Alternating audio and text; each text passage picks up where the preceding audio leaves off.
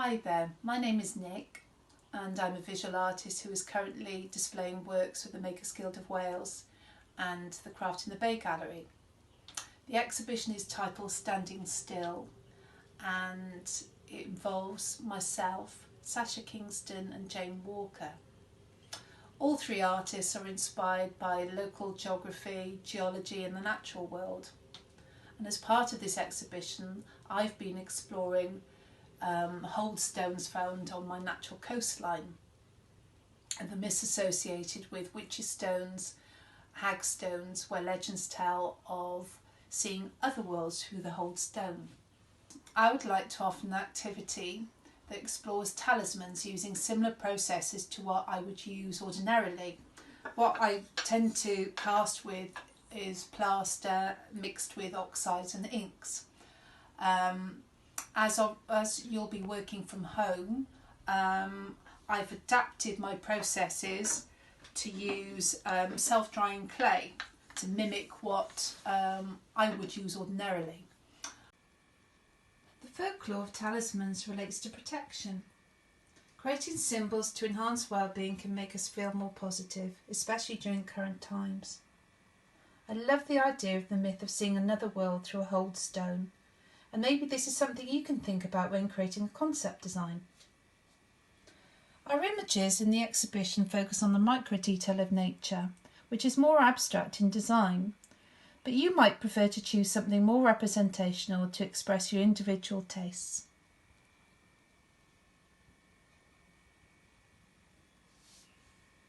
In keeping with the theme of the exhibition, and to give you an activity that you can use whilst you're at home, I've adapted the materials that I normally use, such as plasters, to using air-dried clay added with inks and pigments and drawn materials. By inserting a hole in the top, you're able then to suspend the piece.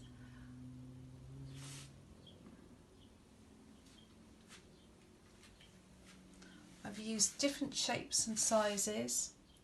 They're all inspired by hold stones and the local landscape, pebbles, the sea, shapes of stones, and everything that links obviously with our exhibition that's on display in Craft in the Bay.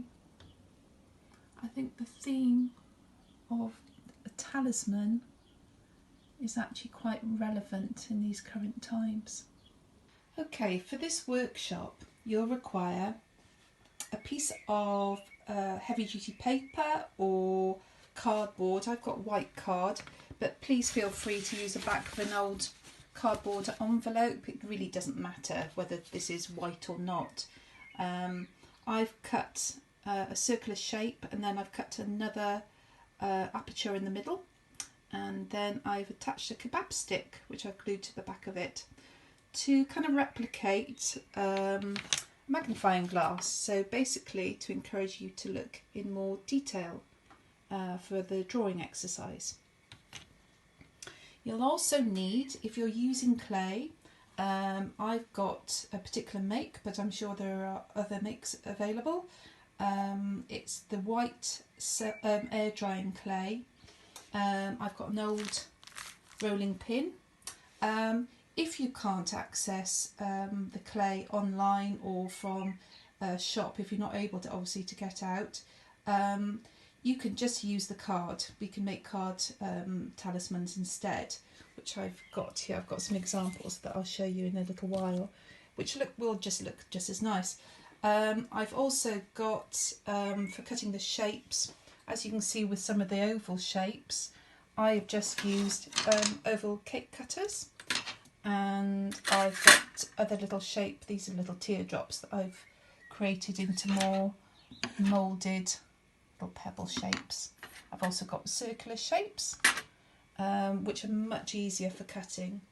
I've got an assortment of scissors. I do use scalpels, but obviously if you don't feel comfortable using one of those, you can cut with using a scissors. For the ink work, I tend to use these Parker inks because as you can see on this little bit of plaster, they change colour, and it's the colour changes that I particularly like, that happens over a period of time. So you can get blues and blacks, and then the blacks obviously when diluted with water will brown, which have a really lovely effect.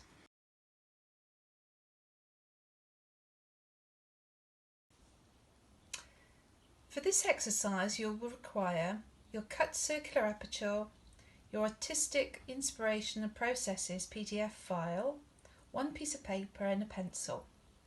What I'd like you to do is to choose any of the pages from 1 to 7 that display one of the larger landscapes taken from the heritage coastline.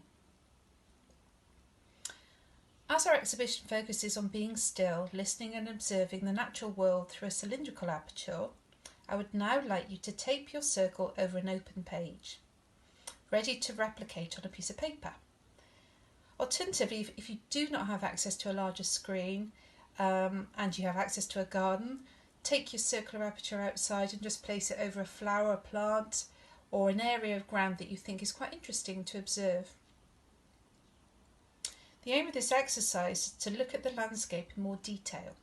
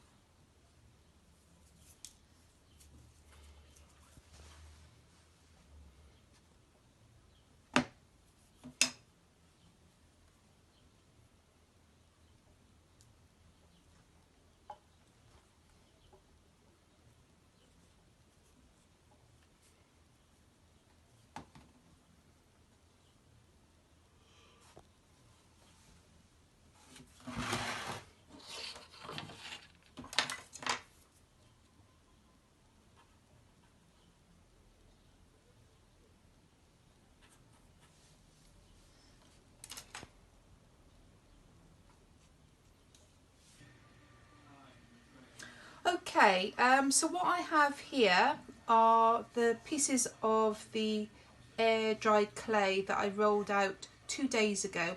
It's still a little bit damp, but it's fine for what we're going to achieve from this exercise. So obviously I've got the little shapes. What I just want to show you here, I don't know whether the camera can see this.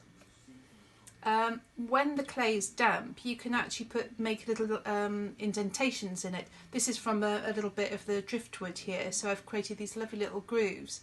So that might be a nice idea for you. Or you can use, these are cake cutting tools that I've made little stamps, kebab sticks, and also I've made little shapes in this one. So you can do all this while the clay is still damp. Adding some paint effects to the air dried clay, I normally use the Parker ink. This is a black, but you can also get the blue tones as well, which are really nice. I normally go for the black because when it's diluted it turns into a beautiful mottled brown colour, which is quite earthy. It's lovely. So what I've done here, I've added a few little drops into, you've got a cupful of water. So this is all very diluted. And what I've done, if you can see one of the little pieces I prepared earlier, I dip these in here.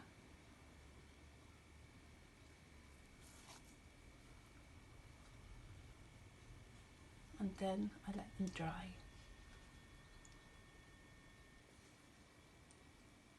If you want to create some darker lines, you can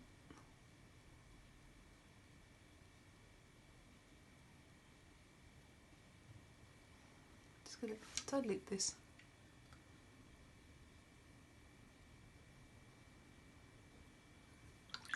As you can see, shades differ then.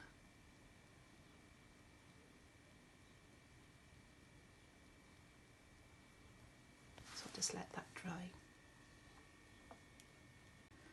What you can do when the ink has dried, you can actually use a bit of fine sandpaper, which creates it takes some of the surface off. What I've done here as well, you could even use biro on these and create little drawn, it's like little pebbles. You can see that? Imagine pebbles on the coastline. See, and this is just a plain biro that you can use to create these lovely little effects. There's another one there. Okay, we're coming to the end of the workshop, so hopefully you might have come up with a design to use for your talisman, and hopefully I've showed you some demonstrations that you can either create something that is quite abstract, or you can do something that's representational. What I've just done here, I've just put together some of the little pieces that I've made.